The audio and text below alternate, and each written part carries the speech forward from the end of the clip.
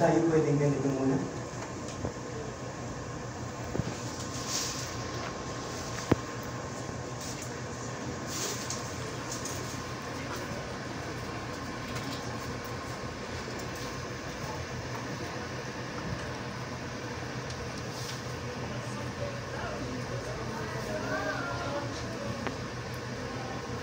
Pwede na ba akong magtanong? Hindi na. Kailan ka namatay? 2 taon na rin na nakalipas. Madilim. TV. Tuberculosis? BTV. TV. Tay? Oo. Nabagsakan ako ng TV sa paa. Totoo? Totoo. Tapos, ayun, nagkasugat ng malala. Yung muna nga, pinapalinis ko pa. Kaso, mahal pa naman pabalik-balik sa ospital. Kaya, ako na lang naglinis. Tapos yun, mas lalong lumala. Hindi nga eh. Mukha pa. Ay, okay na. Naniniwala naman ako. Diba, dati pa man, paangas na yung paa mo. Wow, parang ang ganda ng paa mo ah. Thank you po. Di kasi diba ito na nga lang yung minana ko sa inyo eh. Hindi mo minana yan.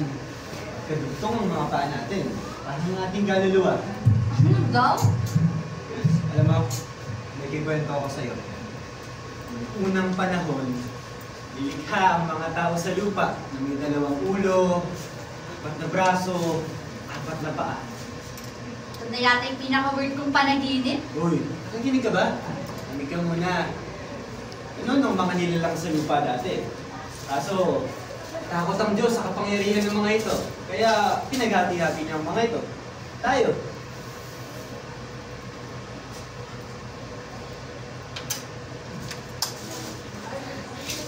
Dahil tingnan mo yung aulo. Parang apoy na lumilipad. Ganyan talaga dito. Isang lugar na sobrang hirap ipaliwanag. Yung mga bagay na maaaring nakita mo na. Mga bagay na hango sa iyong alaala. Yung iba pa nga, may bahid ng salamata. Hindi mo na yan. Maubos ang panahon natin dito kasabay ng pagkawala ng kanyang ako. Pero dami sana sa tuluyang maging ako. Gusto lang may pagtapat sa'yo. Kung dun sa nangyari sa atin kanina, Tay, wag na. Hindi na kailangan na patawad na kita. hindi na mahalaga ang pagpapatawad. Kailangan mong malaman ngayon ay kung bakit ka nandito, kung paano tayo napunta dito, at kung paano tayo tinakda. Tinakda?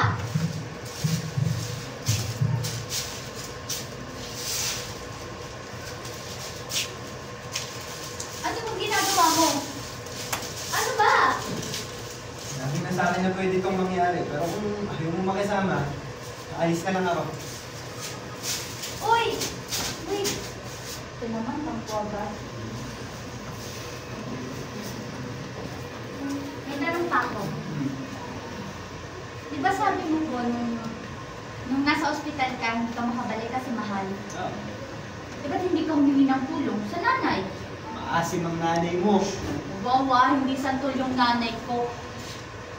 Eh sabi, sana hinanap mo ko. Hindi naman ako sigurado kung napatawad mo na ako. Pero tayo sa matter of life and death na. Okay. Next time.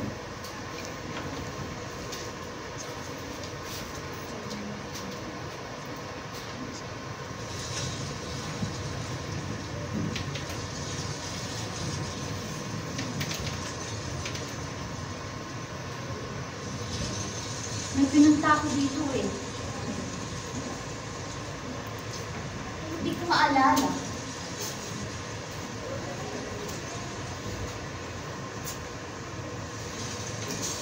Now?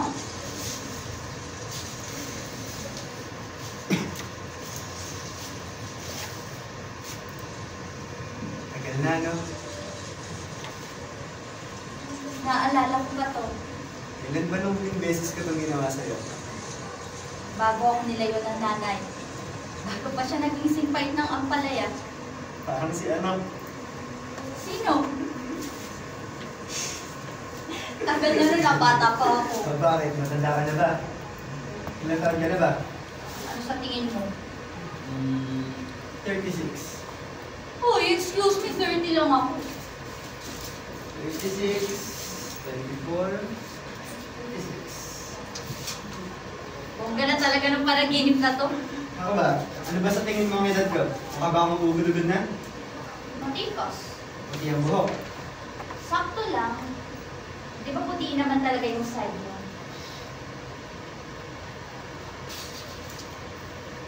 Dati yan.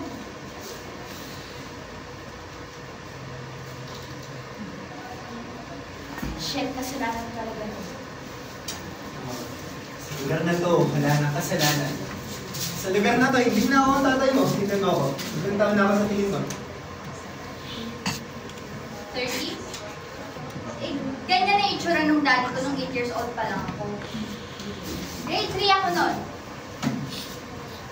The All and the Pussycat. Wow. The All and the Pussycat went to the sea in a beautiful figurine boat.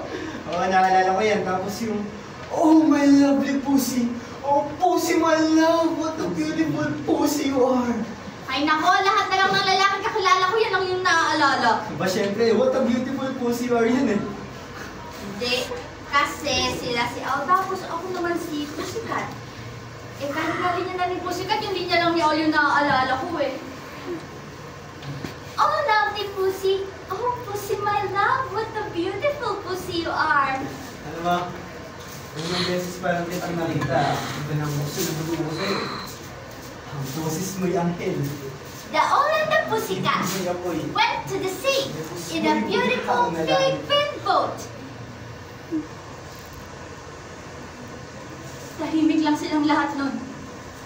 Habang paulit-ulit kong binibigkas yung punyetang The All and the Pussycat na yan. Habang sila nakatingin sa akin. Sorry. Pwede lang na sabihin ko lahat ng sakit at sama ng loob na nararamdaman mo. Ginawa ko na. Tay, wala akong kasama nun. Hinayaan mo akong humarap sa mga tao na sinanay lang yung kasama. Tay, sa mga oras na yon, ikaw lang yung kailangan ko. Alam ko. Naiintindihan ko. Ikaw lang din naman lagi yung kailangan ko eh. Nung pinanganak ka, kung may isang bagay na nagbubukod sa atin. Pero isinatabi ko ang lahat ng yan, nagtrabaho na parang isang butihing ama. Pero mali. Mali pala yun, kung taliwas yun sa tunay kong nararamdaman. Pero, okay naman ako, di ba? At nagbukas yung pintuan ng langit! My knight in shining armor. Habang naiihi ako sa Pussycat costume ko, pumasok ko sa pinakadulong pinto ng auditorium. Tapos sabay bumukas yung double doors, pumasok yung liwanag. Doon palang naaaninag na kita. Tapos napunta ka sa stage, mula sa dulong pinto hanggang sa gitnang daanan, hanggang sa nakarating ka ng stage, tapos pinuhat mo ko at inilayo ako sa tawanan. Tay, sa araw na yun, ikaw lang yung naaalala ko. Ang gwapo at matikas kong tagapagligtas na umuhat sa akin at inilayo ako sa kahihiyan. Tapos naalala mo, di ba? Pagkatapos nun, ibinigay ka ng ice cream. Doon sa may bakery, sa may kanto ng village. Kaso, wala tayong choice. Ang hinilig kong flavor, ube. Wow, my favorite! So, my favorite mo that time, vanilla. Oh, plain. Ang favorite ko, ube. Ang matanda. Kaya pala, favorite ka din yun. So, tayong dalawa, we are on souls.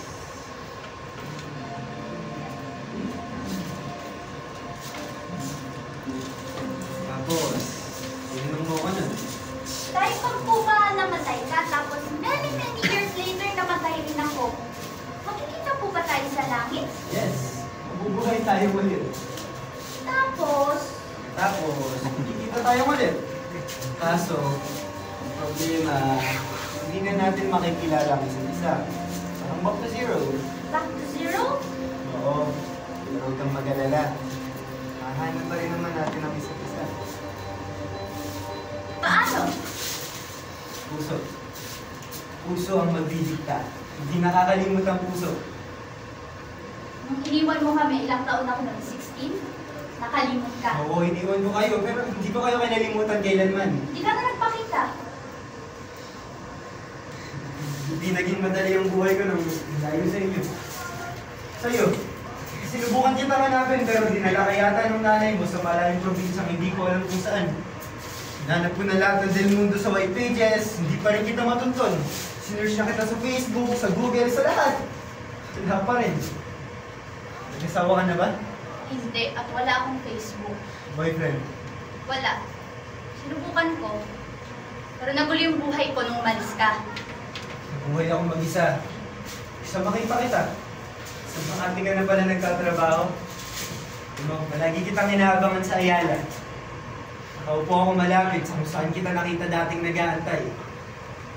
Napangarap na sana kita man lang kita, mahinto kami lang kahit saglit.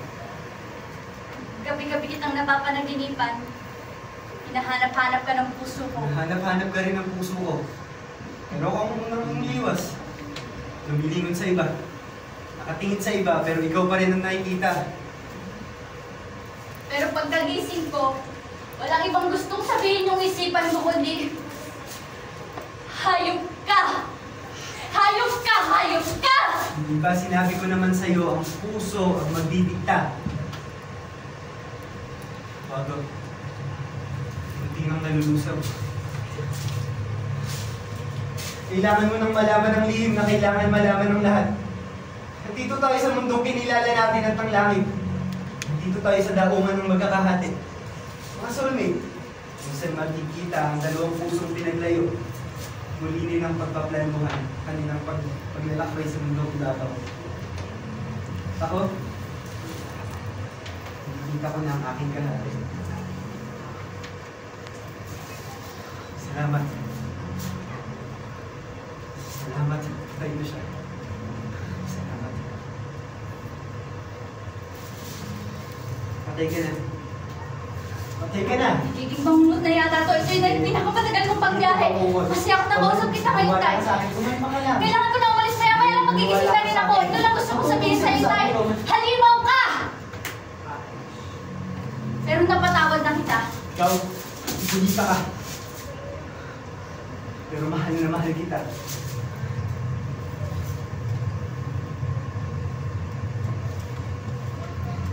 Sa clinic lang ako kanina.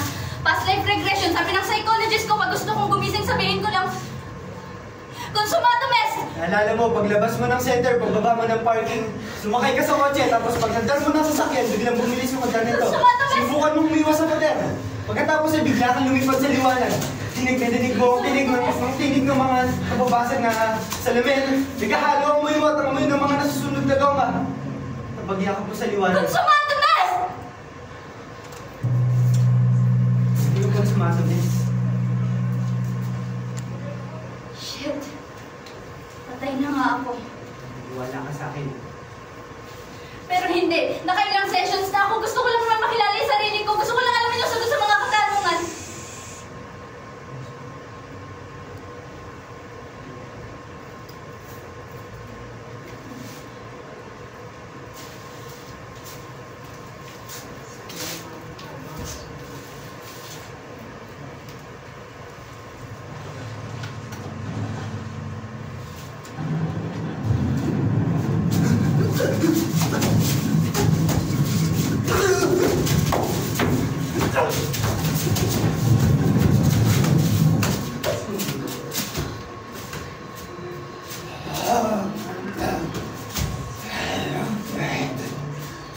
So many years a year.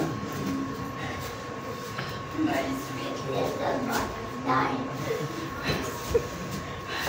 How can we ever be together? We will always be oceans apart. You, I were meant to be. I am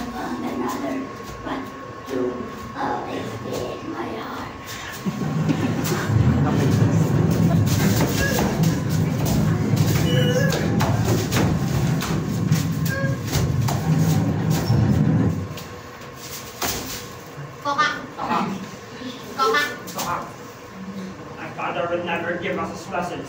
But all the sufferers are promised us brother to our house. The suffering won't end until you are mine. My father would rather see me dead. Yes, so be it.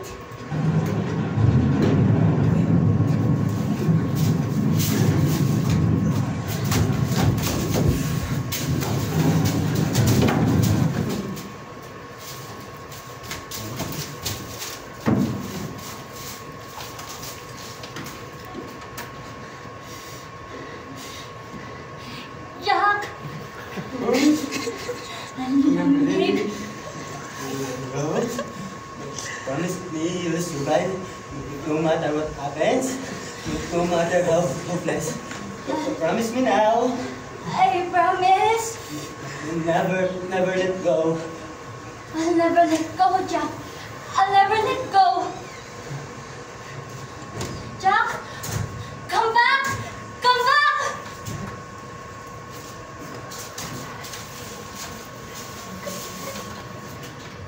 Shit, all this time, ikaw lahat yun? Hindi. Tayo. Yun.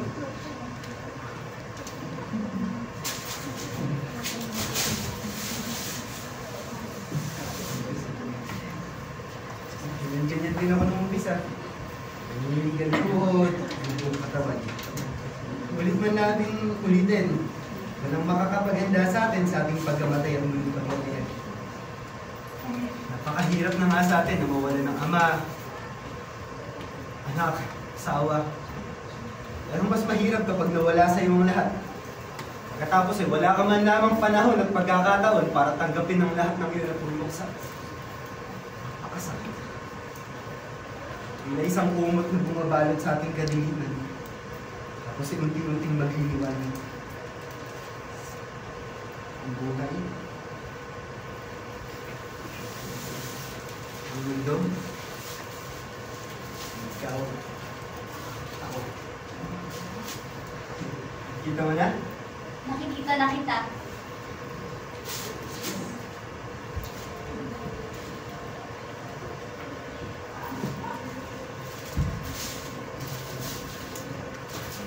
Ikaw ang dahilan.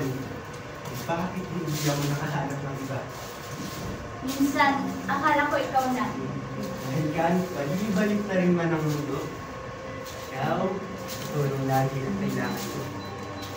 Sa napakaraming lalaking nagdaan sa buhay ko, tingnan ko man sila sa mga mata. Litaw ang mga kahong walang laman, kahit hanap pa rin ako ng hanap. Diba baka sakali na ako pwede naman sa iba. Baka sumaya naman ako sa hindi ikaw.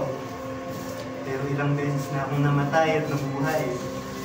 Ako, alam na alam ko, ikaw at ikaw lang lagi ang kailangan ko. Ang mahalaga, Nandito ka na. Ika, laluhin na muli natin ang ating paglalakbay. Lanuhin? Oo. Kung pwede naman palang planuhin, bakit sa past life natin bawal tayo magmahalan? Bawal? Oo, alam mo na. Ayun, ikaw at ako tapos yung... Oo, tatay ka, anak ako. Tapos ayun, kung pwede palang planuhin, sana hindi nagkagulo yung buhay natin. Ewan ko.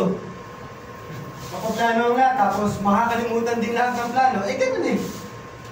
Basta, ang universe ang gagawa ng paraan para hindi tayo malihis ng landas. Pero lihis na lihis na. Kung magpaplano tayo, tapos makakalimutan din naman natin yung plano. Ano yun? Oo. Amor. Don amor. Sabi ay...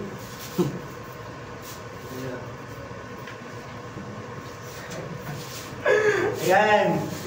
Yung kurot na yan ang sasakit kapag sa una nating pagkikita. Sa paramihan, mas madali mong malalaman na ako yun. Kung gusto mo, kurutin mo din ako.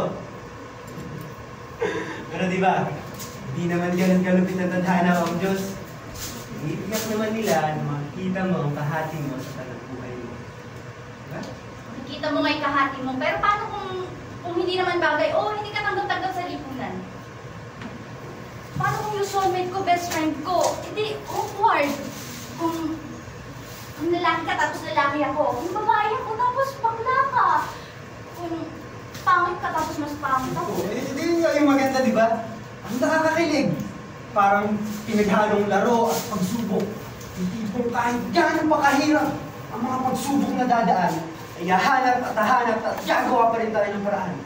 Pero ang hirap. Mahirap, pero kinakaya. Masakit, pero masarap. Susunod natin yung pagkikita. Umapaw ang ating puso, huwag ka lang.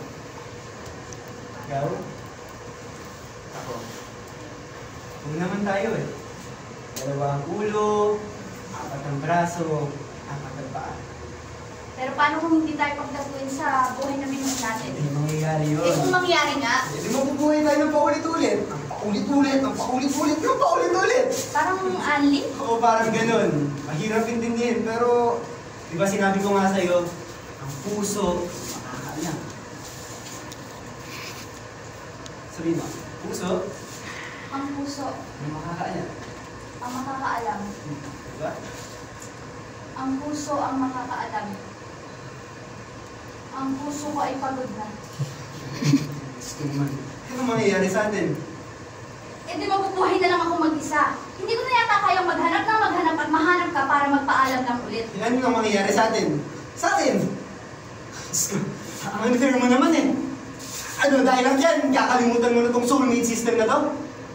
Eh, hindi naman laging ganun, di ba? Minsan naman, pagkikita agad tayo, tapos magsasama tayo ng matagal. Paano na yung mga panahon na nakasandal ka sa balikat ko, yung naglalakad tayo, nang magkahawak yung mga kamay.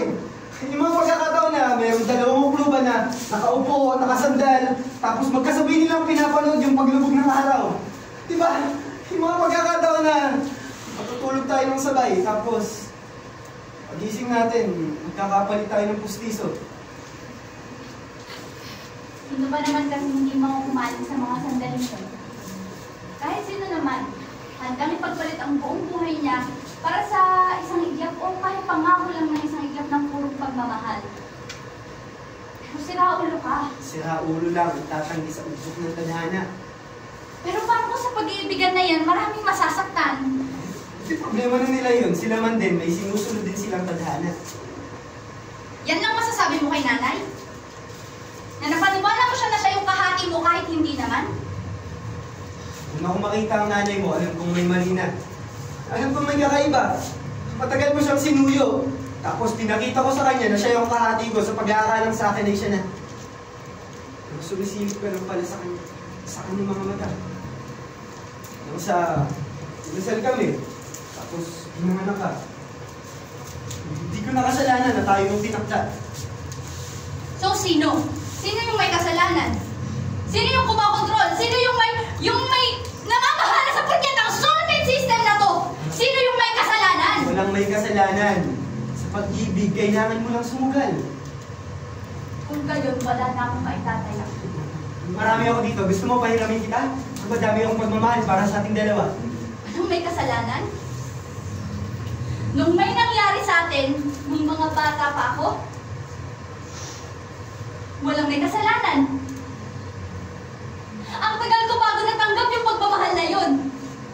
Pero higit pa doon, nasaktan natin si nanay. Para sa isang bulaklak na unting-unting nalalanta. Nakita ko kung paano nakasira yung buhay natin ng isang buhay. Yung pag-ibig natin ng isang buhay. Tapos sasabihin mo sa akin walang may kasalanan?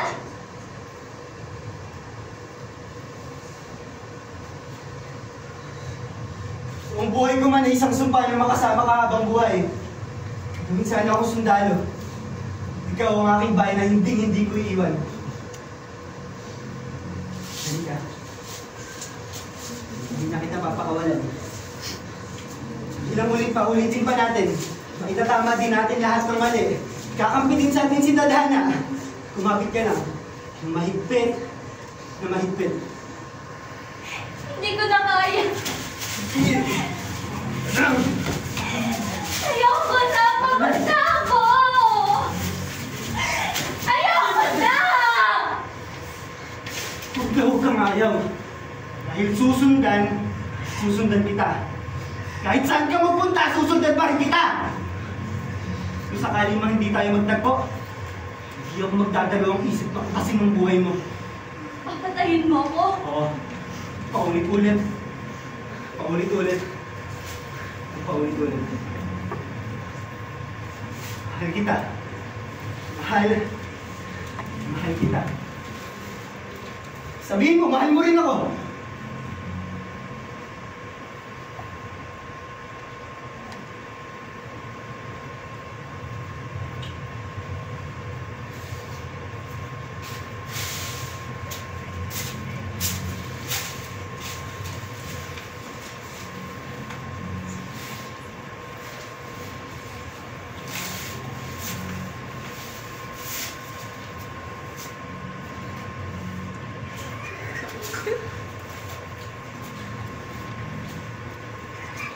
Ikaw, di ba matagal mo nang hinahanap yung soulmate mo?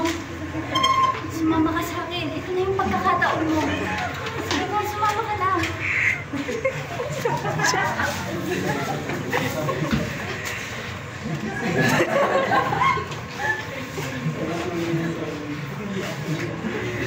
Bagong Margaret. Ang bagong pag-asa.